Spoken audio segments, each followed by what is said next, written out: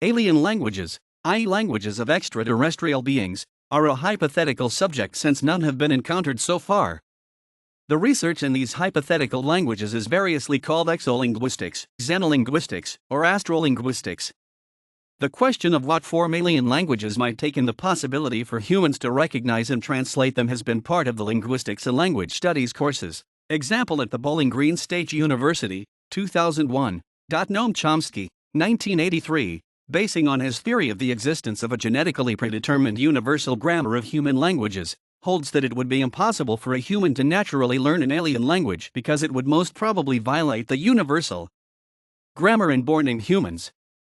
Humans would have to study an alien language by the slow way of discovery, the same way as scientists do research in, say, physics.Linguist. Keren Rice posits that basic communication between humans and aliens should be possible, unless the things that we think are common to languages, situating in time and space, talking about participants, etc., are so radically different that the human language provides no starting point for it.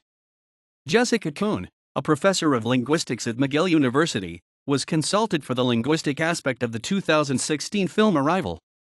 While acknowledging that the graphical language in the film was art without linguistic meaning, she stated that the film was a fairly accurate portrayal of the approach human linguists would use in trying to understand an alien language.